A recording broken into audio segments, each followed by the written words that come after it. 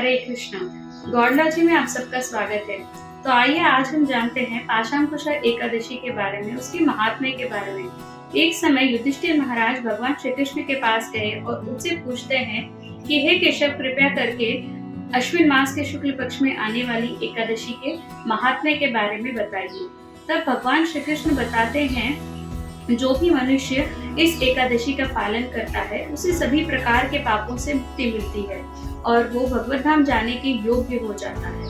और आगे भगवान बताते हैं कि यदि कोई व्यक्ति अगर एकादशी का पालन करता है और एकादशी का पालन करने में विफल हो जाता है तो उसके सारे शरीर में पाप निवास करते हैं और इस एकादशी का पालन करने से उसके सारे जितने भी पाप है वो सभी प्रकार के पाप नष्ट हो जाते हैं और वो व्यक्ति भगवत धाम जाने के योग्य होता है। तो इस एकादशी का अवश्य ही हमें पालन करना चाहिए। आगे इस एकादशी का कथा बताते हुए भगवान बताते हैं कि एक समय विंध्याचल पर्वत था और उस पर्वत पर एक बहेलिया रहा करता था और वो बहेलिया अपना सारा जीवन वो सिर्फ पाप पूर्ण आचरण करता था। मांस खाना, शराब पीना, सभी प्रकार के पाप उसने किए थे।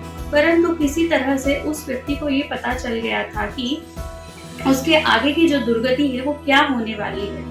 तब उसने जाकर अंगिरा मुनि ऋषि के शरण ग्रहण की। उसने अंगिरा ऋषि को प्रणाम किया और उनसे प्रार्थना करने लगा। तब अंगिरा ऋषि ने अश्विन मास के शुक्ल पक्ष में आने वाली एकादशी के पालन करने के लिए उन्हें सलाह दी और उसने इस एकादशी का पालन किया। तो अब आगे हमें यह भी समझना चाहिए कि केवल एकादशी का पालन करना, व्रत रहना, अन्न न करना, न खाना ही केवल एकादशी नहीं है। हमें इस दिन प्रयास करना चाहिए कि हमें अधिक से अधिक हरिनाम लेना है, हरि कथा हमें श्रवण करना है और भगवान के जो शास्त्र है जैसे कि श्रीमद् भगवद गीता, श्रीमद् भागवतम, इन शास्त्रों का अधिक से अधिक हमें अध्ययन करना है।